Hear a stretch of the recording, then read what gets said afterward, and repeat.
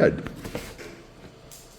Hello, hello. Thank you everyone for joining us today.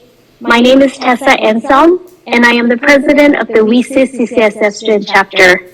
I started this chapter because I believe in the power of WESIS and the incredible impact it can have on our cybersecurity community. WESIS gives us a platform to grow, collaborate, and support one another as we navigate our paths in cybersecurity. I believe deeply in our cybersecurity program here at CCSF. I believe in Dr. Sam Bound, whose passion and selfless dedication to helping students is just truly inspiring. He does so much more than just teach. He empowers us to succeed and make a difference in this field. Now, most importantly, I believe in all of you. Yes, I'm continually amazed by the talent, dedication, and passion that I've seen in this community. Thank you for being passionate about cybersecurity and always being curious and just ready to learn. Now, the moment we've all been waiting for, let's hand it over to our guest speaker today, Lexie Thach. I met Lexie at the WESIS conference this year in Nashville, where she had shared her hobby of continuous learning and hacking with her best friend. I immediately thought that she was such a cool and inspiring person, so I'm thrilled to have her here today to share her story. So without further ado, let's hear about Lexie's non-traditional journey into cybersecurity. Thanks, Tessa. I really appreciate the introduction. Hi, everyone. My name is Lexie Thach. I've worked in cyber and technology for about 10 years. I started off going in active duty in the military, doing cyber warfare operations for the Air Force. I worked on aircraft, ICS SCADA systems. I worked on a lot of specialty types of devices, especially OT and IoT systems. So I do have a slideshow from a previous talk I've done. And I've done quite a few talks. I've presented at DEF CON, a few local conferences. I have a hackerspace in Philadelphia, and so I do run it with a few of my associates. We have a focus on cybersecurity and learning, education, mentorship, as well as giving people resources. So we're definitely close to each other in that area. I will quickly share my screen. And mind you, like I said, I presented at a few places, so some of these slides may be a little interesting as far as what I left on there. So this was actually from a presentation I did for another university. And it was kind of about how I got into cyber. And one of the biggest influences for me was the old movie Hackers, the one with Angelina Jolie and a few other actors that I can't really name off the top of my head, but it was just so cool to watch. The idea of what I thought hacking would actually be like until I got into it. So yeah, I have a small agenda. Speaking in crowds has always been a hard point for me, so I'll definitely do my best. But I want to go through cyber and why I think it's cool, as well as professional, personal goals, and yeah, I'm going to go straight into my introduction. So, like I said, my name is Lexie Thach. Worked for cyber and tech and development for the past 10 years.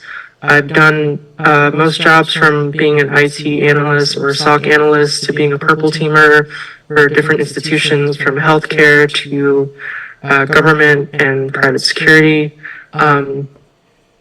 I have a specialty in autonomous systems like drones, robotics, SCADA, and currently get into AI and ML. And so you know, why I kind of thought that cyber was cool. Cybersecurity, whether we like it or not, is an integral part of our society. We have a ton of innovations, and we tend to forget the dangers, especially the ones where we only think about innovation. If we look at large AI companies or large language models, security falls in the category of a buffer zone between new technology and absolute disasters, at least in my perspective. Lexie, let me interrupt you for a minute. People are complaining that the transmission has I've echo. experienced quite a few different scenarios, and so have other people I've met. I've actually recorded a lot of those stories into different bites, and that's actually what I kind of want to present, is just different perspectives of security that, I've either been told or I've experienced or other people have experienced around me. So I will kind of go into a few of them. So, I want to call this friend Edna. And this was a time where she was doing some blue snarfing. For anyone that might not be familiar, Bluetooth attacks with some cheap equipment, and she kept upping the frequency range thinking it was broken. So, for more of a background context, our friend's in LA. She's got some new toys and equipment or some stuff that she was just like, I kind of want to test it out. And when we all first get into security, we think, oh, I want to be an elite hacker. I want to be a red teamer, a penetration tester, an offensive security engineer. And so I might have had a friend like this who was doing this in a large populated area. And so she was initially just kind of doing some, wireless sniffing with a Bluetooth signal and a Bluetooth device. Unfortunately, as she kept upping the frequency range, thinking it was broken, she accidentally triggered a wireless Bluetooth device somewhere personal for someone. I'm not going to name where, but basically what happened was she kept increasing the range further and further and further until she heard somebody making some sounds. And that's when she knew the device was working. And so, the point of the story is that whether you have new tools or new devices that you might want to test out or new things that you might want to see, especially when you're, starting to get into security or trying to learn new tactics and techniques, it's always good to have a plan, especially when you have no idea what you're doing. I teach this a lot with a lot of the people that come in my hackerspace. If you're going to do something like blue snarfing or SDR, software-defined radio programming, or frequency jamming, there's a lot of laws and a lot of rules that go into it. So it's always best, at your best judgment, to be as extremely careful as you possibly can, because you never know where some stuff might be. And so, yeah, that's one story. And the next one is a friend of mine named David. This was back in my days when I was working in a healthcare organization. Like I said before, I've worked in healthcare, defense, private industry, and I've worked with quite a few different teams, from SOC analysts to cybersecurity defense engineers. And for David, he was an up-and-coming IT security analyst. And so he came across confirmed IOC, which, for those who might not know, IOC, indicator of compromise, is a hash or a type of file signature that's been confirmed by different sources to be either an indicator of something malicious or something, a precursor to something about to happen. So he tells his boss, and, you know, I was essentially on the architecture team, and he was on the main incident detection and response team. So we were technically in different branches, but he tells his boss, and his boss doesn't listen. And the next thing that happens is an entire healthcare network is affected by ransomware. And so, you know, one of the biggest lessons, or at least rules I like to tell people, is that if you find something, if you absolutely know and for sure confirm that it is in the network, it's got traces, and you got to be willing to like pursue that like belief, but also back it up with details and proof. But like, you know, stand your ground. So at the time, the incident detection and response team manager was coming from the financial sector.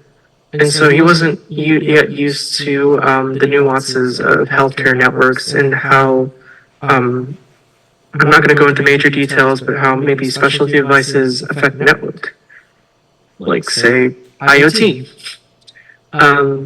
We'd like to think that everything should be connected to the internet when we can pull updates and patches and other system appliances. But we never think about the risks to that sometimes, especially when we try to buy new innovative technologies. So for healthcare, it could be anything from pacemakers to glucose meters and different types of devices. So for attackers, it's kind of a field day, especially when they find an open exploit on a system that is connected to the internet and they can get into it. But going back to David, you know, the incident resulted in the organization having to negotiate and pay out a ransom. You know, it's certainly misfortunate because it does affect people's livelihoods, and it affects, you know, personal information, healthcare information, and critical systems that people rely on for day-to-day use. And I could tell that David was feeling guilty about that, you know, as if he didn't do enough. But we try our best, you know, we try our best, we do what we can, and maybe not every time that we hit a home run, or we not always, like, you know, not everything is within our control. And yes, it was quite a short time period, and there was a lot of other events going around, and, you know, things can get lost. But like I said, if you really believe something is, you know, being misused, or there's an incident afoot, or some level or tracks of artifacts of an exploit, you know, do your best and do what you absolutely can to research the problem and identify the root cause analysis of how it got in, where it is, and what it's doing. And do that for whatever comes in the future, is kind of what I told them. You know, not everything's a home run, but that's why we keep trying, especially in security when we have to defend critical assets, you know, such as people's critical information in healthcare. But that's that story.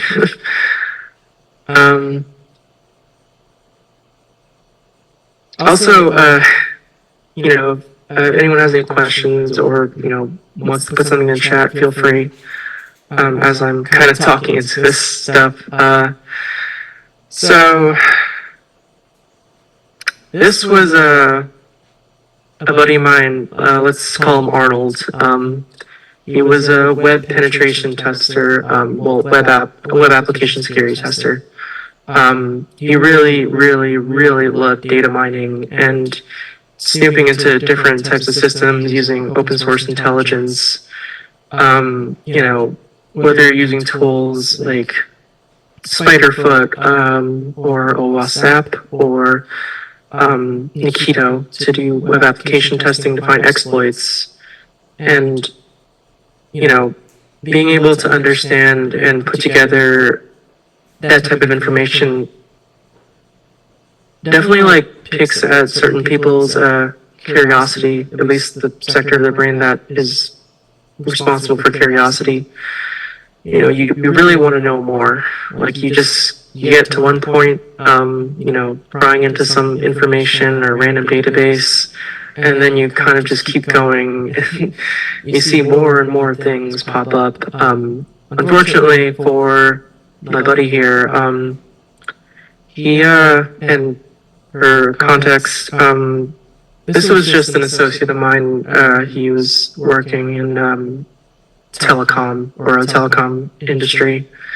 So he ended up prying too much into another big tech company, well, specifically their cloud infrastructure, and through a lot of snooping, decryption, and mining, he actually was able to find the access keys to a few systems, or open, let's say that they were API keys, or just something that really shouldn't be sitting out in the wild. And that's when you realize, for that split second, when you realize, wow, I got to this point, I got this information, and then you're just like, wait, I shouldn't have this information. He was freaking out the moment, the second his brain flipped on, and he realized, wait, I shouldn't be in the system, nor should I be even remotely close to it in this manner. Your curiosity I'll say his curiosity got the better of him, but he essentially now had critical information that he should really not have gotten. And in those situations, you're just like, okay, well, now I have the info. What do I do with it? And do I tell the company? Do I tell them that I was snooping around? Do I tell them that I might have accidentally broken into their system? There's rules for things like that, especially in the case of, say, breaches or bugs that you might find in applications or other, information about companies. The FBI technically does have an anonymous tip line, and so does a few other companies. So to kind of give some context, a lot of corporations and a lot of big businesses, they understand that they have exploits. So there's a crowd of people, or a sector of security, where a lot of us do bug bounties to find different exploits or things that are kind of peering in our head that we can search for.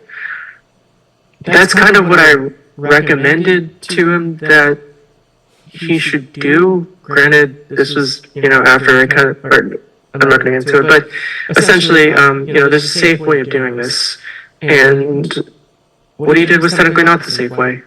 So what does he do? He has critical information. He has information that could potentially harm an organization, and so he actually uses one of the anonymous tip lines, going from one organization, which he used a disposable email and other info outside of his network, outside of his regular devices, and sent information regarding the exploit, how he got in, what it was, and what data he was able to uncover. And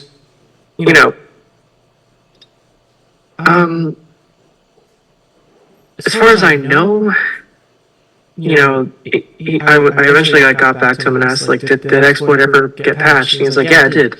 And I was like, did they ever email you about it? And he's like, yeah, sure, let's go with that. That's kind of when you know that maybe your buddy just signed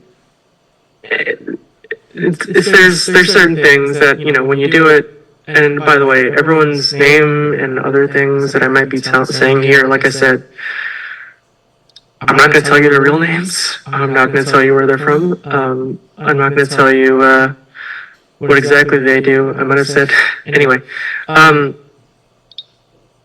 some information is better left unsaid, is what I learned from that experience. But what I at least learned from this whole thing was, again, if you're going to practice, doing specialty security tactics and different types of bugs and exploits and, say, malware development or other very specific skills in security, make sure you do it in a safe way and a legal manner that doesn't implicate you in any cases.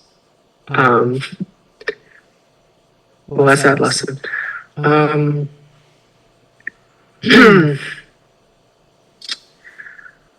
So, yeah, let's just say this person, she really wanted to get into satellite cybersecurity, which for those who might not be aware, so with a lot of like aerospace systems, specialty systems, and like low Earth orbit in this case, so satellite cybersecurity, there is some frameworks out there for it, but not a whole lot. This is a sort of a new technology field that's still kind of growing, and as people kind of start to understand the importance of security, especially in systems that control, global map data, positioning, and other resources. We need to be able to test just how weak or strong our security is in some manner. So, she wanted to get into satellite cybersecurity, and so she built a breach and attack simulation system based on Sparta, which is the Space Attack Research and Attack Research and Tactic Analysis for satellites. It's made by the Aerospace Corporation. If anyone feels free to look it up. But also, for more context, breach and attack simulation is the expectancy to essentially run a test of certain exploits to see if it affects the system without actually having the malicious payloads. In organizations where I've been purple teaming, so the mixture of doing cyber defense and red teaming. In red teaming, you are the offensive security engineer. You are the person trying to break into another organization or your organization within, boundaries to extract data, to see exploits, to send payloads within reason. And then with cyber defense teams and IVR and boundary specialists, you have to defend your network against those types of attacks and emulation efforts. Purple teaming and breach and attack simulation is kind of a mixture of both sides, where the person orchestrating or kind of like planning out the exercise or simulation would be a purple teamer or a BAS, breach and attack simulation specialist. Again, simulation being just to simulate the effectiveness of the attack, where emulation is actually doing it. So again, kind of the separation between red teaming, purple teaming, and blue teaming. And so for this person, obviously, like, she wanted to get into satellite cybersecurity, so she built a breach and attack simulation system for a very specific type of satellite that, well, let's just say when she realized what she had built, and mind you, she was just kind of testing, okay, well, if I went through here, what if I went through a low Earth orbit satellite, how would I effectively plan out my attack? I could use Sparta to map out each tactic and then build code on top of those tactics to see if they'll execute. let's just say, sometimes when you build certain tools and certain things, you kind of have to think about, okay, well, now I just released it into the wild under an open source BSL license that anyone can fork, download, and rebuild in their own manner. And she was trending for a while on GitHub, so good for her. But the point of the story is, you kind of, like I said, you kind of have to be aware of what you're trying to do. So for me, going into cybersecurity, I came from a background of working with aircraft, cyber defense for OT and ICS SCADA systems. And so I really wanted to, I've always wanted to test my knowledge with it. That's why I build projects for DEF CON. That's why I build projects for my hackerspace to work on. We kind of love getting into the weeds of the subject that we're working on, whether it's robots or drones or aircraft or whatever level of security in that specific sector. Now, while it's cool to do that, you still have to be mindful of the rules and the laws around it, and whether or not, especially in this case, whether you're actually creating the problem and, spelling it out for people. Because, like I said, satellite cybersecurity is still a very kind of new-ish topic, at least in certain cases. And while there are some notable exploits, there's not really a complete organized list of what to do. Well, if you built a breach and attack simulation based on an attack framework, you kind of already did that for someone. So now everyone can learn it, which is totally great. Have some level of responsibility when you build whatever type of project you're looking for or whatever type of system you want to develop. Think of the ramifications, think of the laws and the rules behind it, and just, kind of use your common sense. Have fun, but don't destroy the world.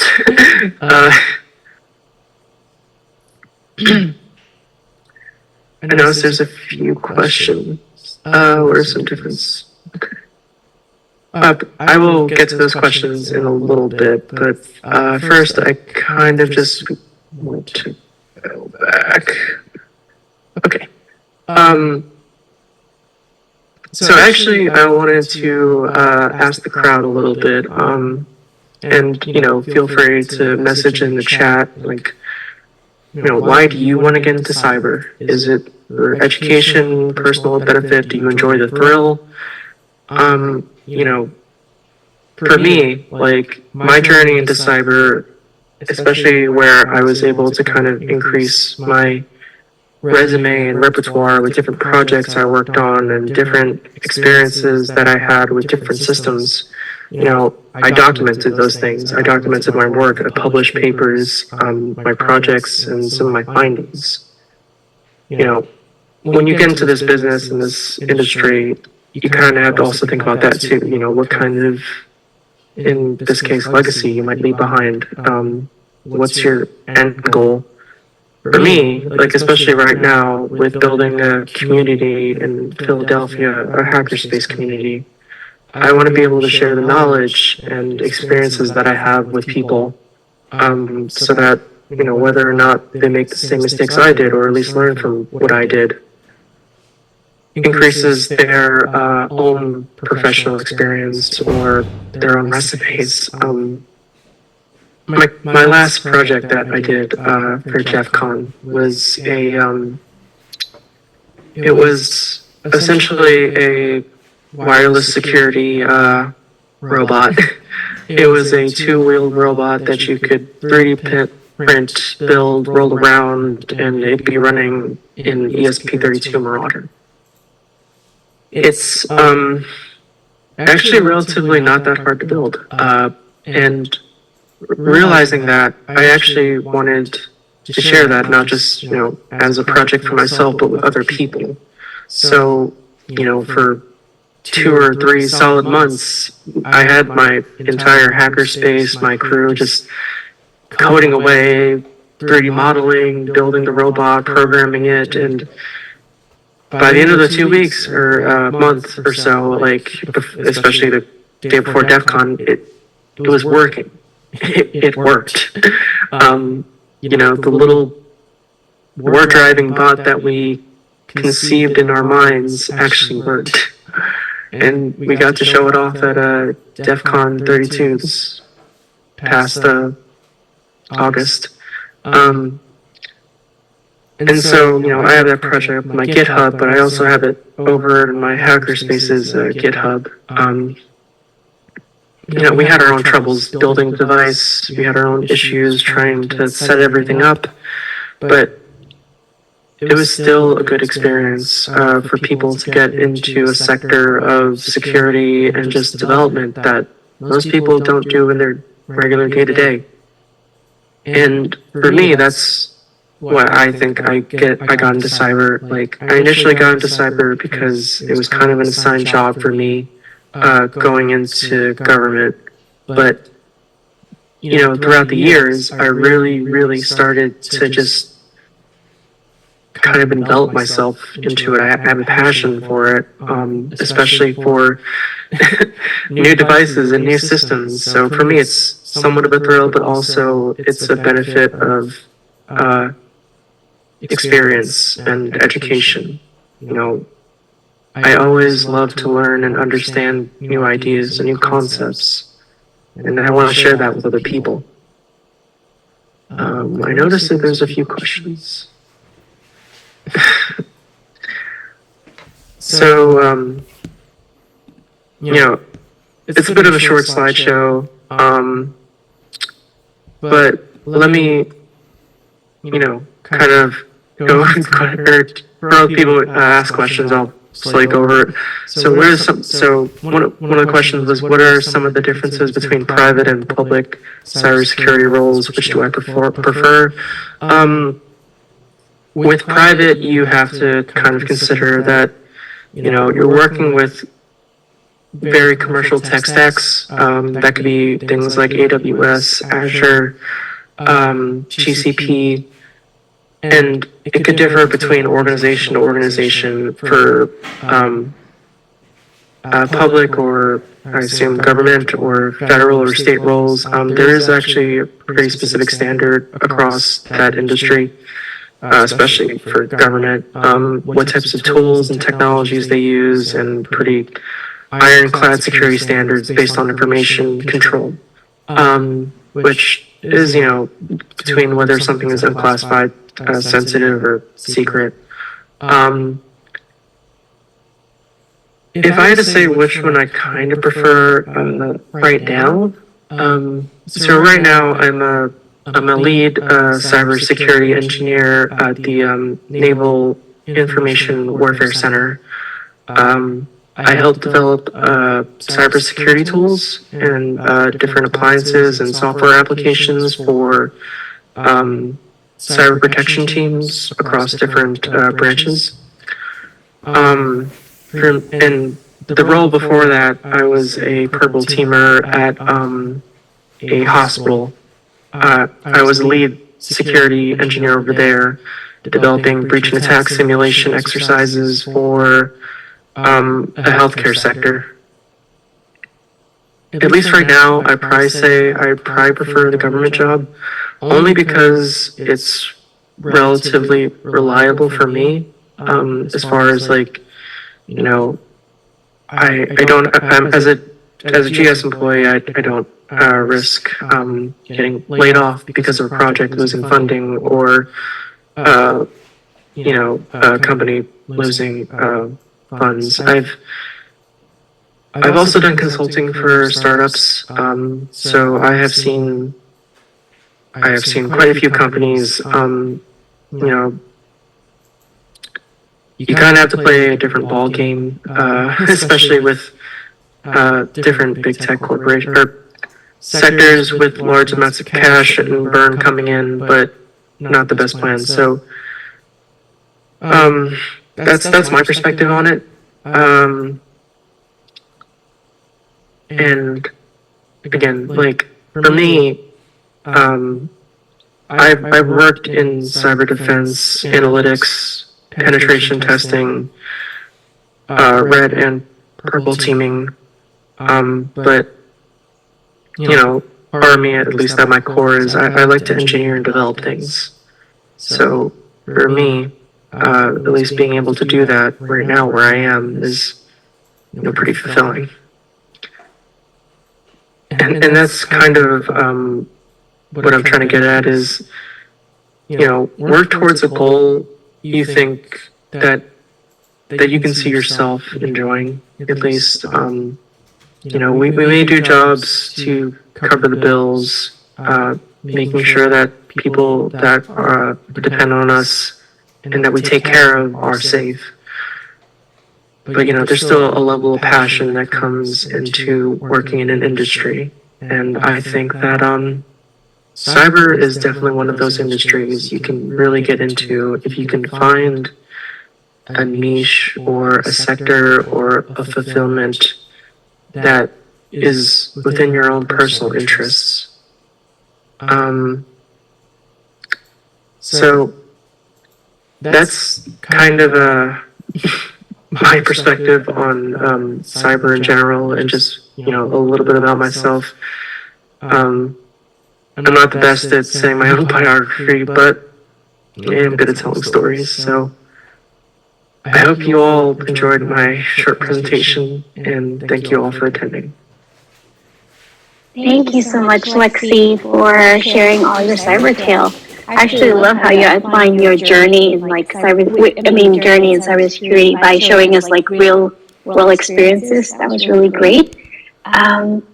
Your insight does remind us to be very mindful, like keep being curious, go and identify the issue and understand how they happen, keep pushing forward, but kind of be careful what you do too. So there's the cautionary part of it, which, it's really good to really soak that in, because we'll definitely need that if we continue with our cyber research and stuff.